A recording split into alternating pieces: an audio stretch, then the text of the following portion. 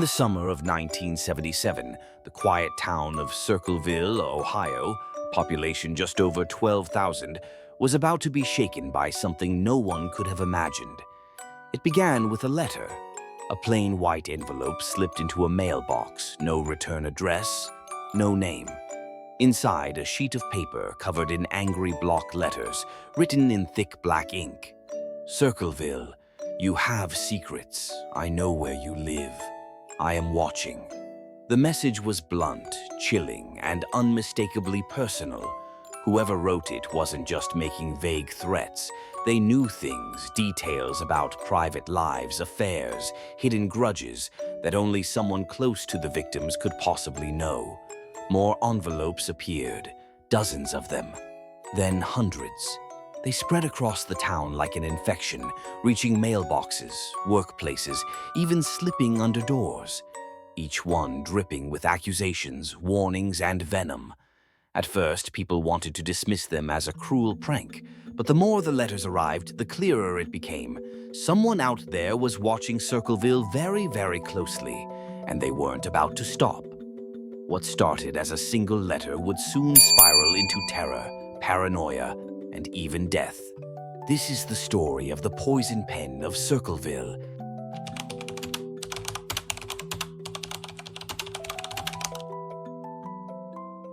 Mary Gillispie lived what most would consider an ordinary life. She was a school bus driver in Circleville, responsible every morning and afternoon for delivering dozens of children safely to and from school. In a small town, that job carried weight. Parents trusted her, children knew her, and her reputation was tied closely to the safety and normalcy of everyday life. But one day in 1977, Mary pulled a letter from her mailbox that would throw that sense of normalcy into chaos. The handwriting was crude but deliberate.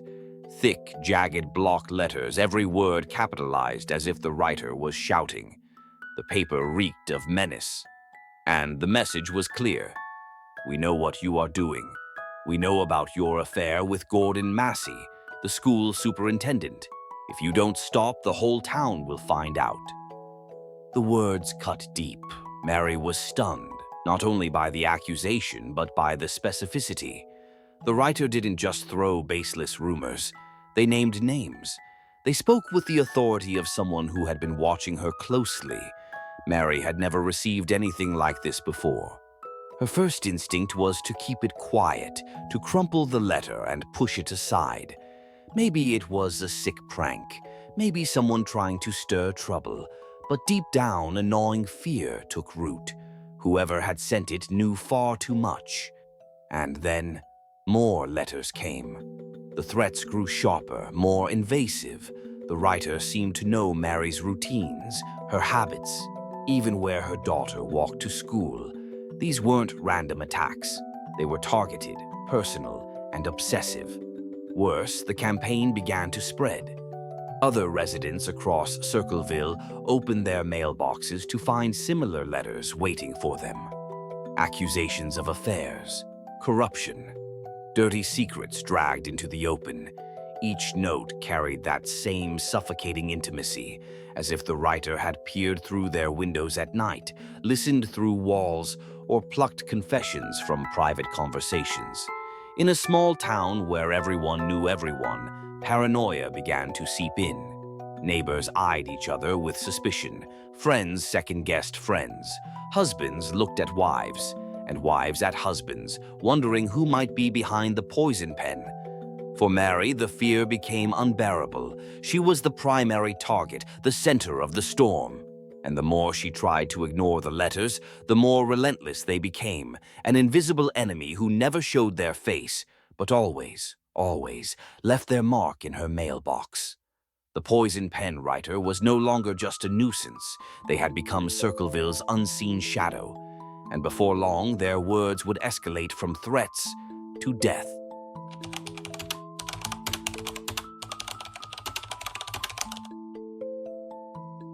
As the weeks went on, the letters didn't stop. They multiplied. They grew darker, sharper, and more personal. The anonymous writer no longer confined their rage to the page. They wanted action.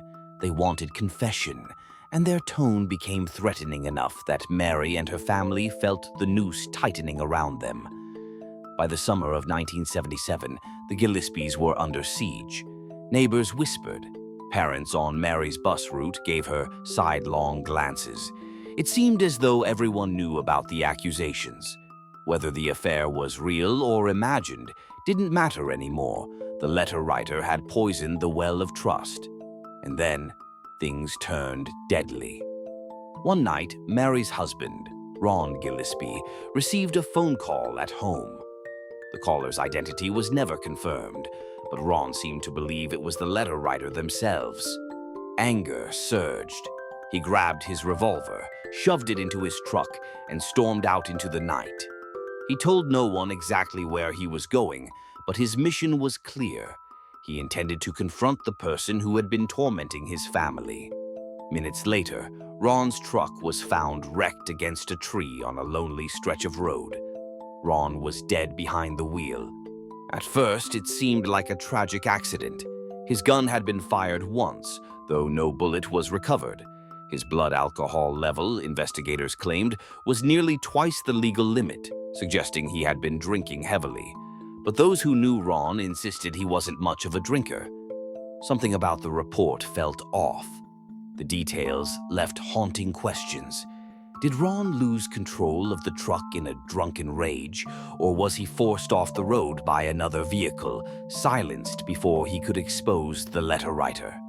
To this day, no one knows, but one thing was certain: the letters had claimed their first life.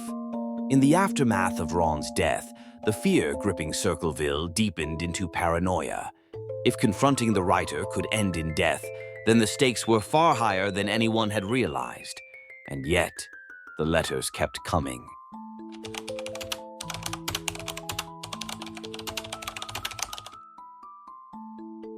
By the early 1980s, the Circleville letter campaign had been going on for years. Hundreds of residents had received them. Some tried to ignore the words, others lived in quiet fear. But for Mary Gillispie, the torment only grew worse. The writer seemed obsessed with her. The accusations about her affair with the school superintendent never stopped. The letters escalated from threats against Mary herself to threats against her daughter. In 1983, the poison pen writer took things from words to weapons. One morning, as Mary drove her school bus along her usual route, she spotted a crude sign nailed to a post. The message was aimed directly at her daughter, cruel and threatening. Furious, Mary stopped the bus and tore it down. But as she ripped away the cardboard, she noticed something strange behind it. A small box awkwardly fastened to the post with twine. Inside was a booby trap. The box contained a pistol, rigged in such a way that if Mary had pulled the sign off differently, or if someone else had tampered with it, the gun could have fired, killing her instantly. She had narrowly escaped an assassination attempt. The discovery of the trap electrified the investigation. For years, authorities had struggled with nothing but paper and handwriting. Now they finally had something physical, something tangible, and the most damning clue of all was the gun itself. The weapon was traced back to Paul Freshour, Mary's former brother-in-law. It seemed like a breakthrough. Investigators believed they had finally unmasked the Circleville letter writer. Paul was arrested. His home was searched, handwriting samples were taken, and prosecutors prepared to make their case that he was not just behind the booby trap, but also behind the letters that had terrorized Circleville for nearly a decade. For the frightened townspeople, there was a sense of relief. Maybe, just maybe, this nightmare was about to end. But if Circleville had learned anything by now, it was that nothing about this case was simple. Because even after Paul was locked away, the letters would continue.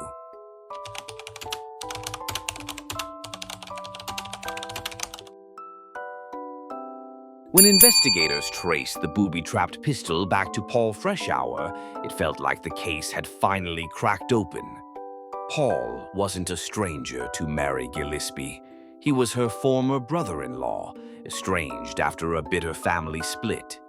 That connection alone gave prosecutors motive. Perhaps jealousy, resentment, or some deep-seated family grudge had fueled the venom in those letters. Paul insisted he had nothing to do with it.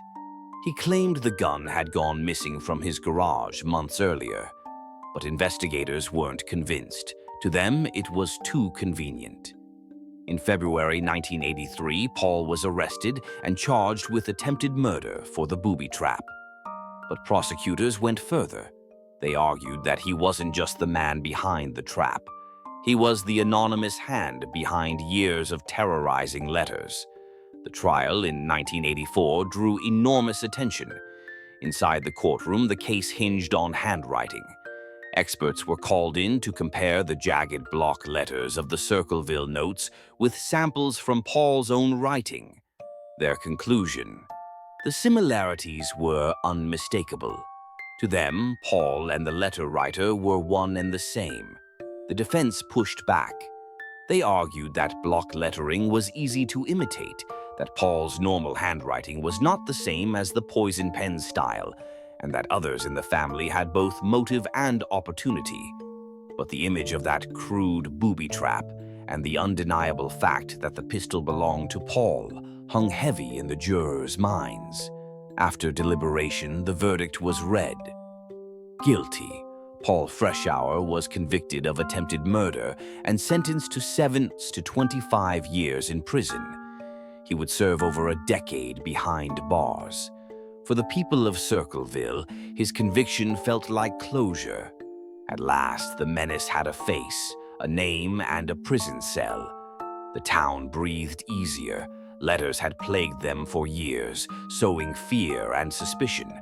With Paul behind bars, it seemed the nightmare might finally be over. But the sense of relief was short-lived, because soon something impossible happened. Even with Paul in prison, under tight watch, the letters continued to arrive.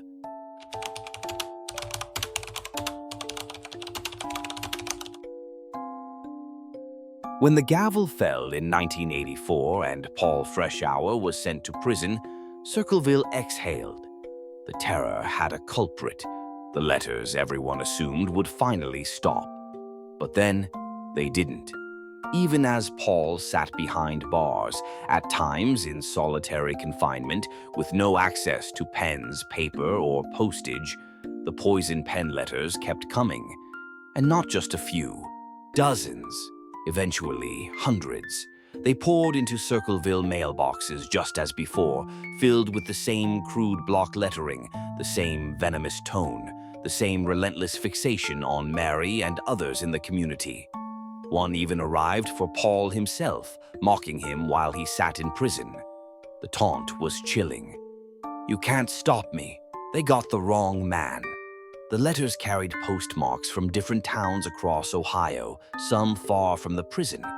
Authorities tried to explain it away, suggesting Paul had somehow found a way to smuggle out his writings. But the logistics didn't make sense. Inmates were searched, mail was screened, guards swore it was impossible. If Paul truly was the writer, he had managed to perform the impossible, orchestrating a letter campaign from a locked cell with no tools at his disposal. But if Paul wasn't the writer, then that meant the real poison pen was still free. For the people of Circleville, it was a devastating revelation. The conviction that had once promised closure now looked like a sham, or worse, a cover-up. The suspicion returned, stronger than ever. If not Paul, then who? The letters didn't just haunt the victims anymore.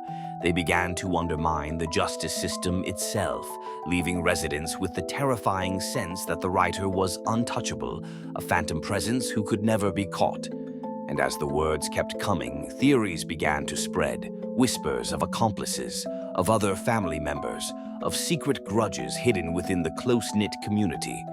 The mystery of the Circleville letters was far from over. In fact, it was only getting stranger.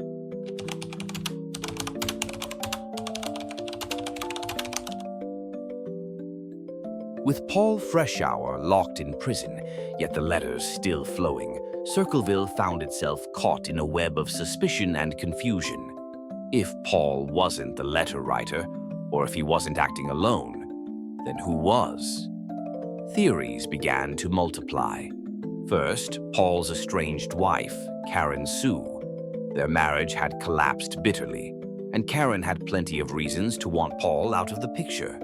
Some locals whispered that Karen herself might have been the true author, using Paul's pistol in the Booby Trap to frame him. The divorce had left her angry, and the letter's venom seemed to line up with her grievances. Could she have set him up as the perfect scapegoat? Second, someone else in the Gillispie family. The letters had always centered on Mary, her alleged affair, her children, her private life. That level of obsession suggested a personal vendetta, possibly from within the family. Some wondered if a relative with intimate knowledge of Mary's world had orchestrated the campaign out of jealousy or resentment. Then, the mysterious stranger sighting. A key witness reported seeing a man at the site of the booby trap on Mary's bus route. Crucially, his description did not match Paul Freshour. This detail planted doubt in the minds of investigators and locals alike. If Paul wasn't there, then who was? Another possibility: multiple writers. Forensic linguists studying the Circleville letters years later noted slight variations in style, word choice, and tone. Was it possible that more than one person had taken up the poison pen? Perhaps the campaign had begun with one writer and been carried on by others, copycats, accomplices, or opportunists feeding the chaos. Meanwhile, every resident of Circleville began looking sideways at their neighbors. The writer seemed to know too much about everyone. Secrets whispered in kitchens, rumors passed in hushed tones. Was the culprit a close friend? A co-worker?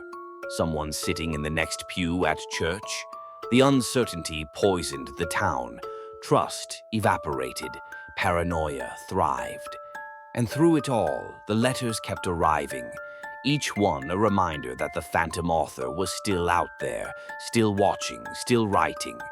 Who was behind the Circleville letters? Paul Freshour, unjustly convicted, or secretly guilty? Karen Sue, seeking revenge? Another family member driven by spite? Or was the truth even darker? An entire community complicit in silence while one of their own reveled in terror? The theories multiplied, but the answers never came.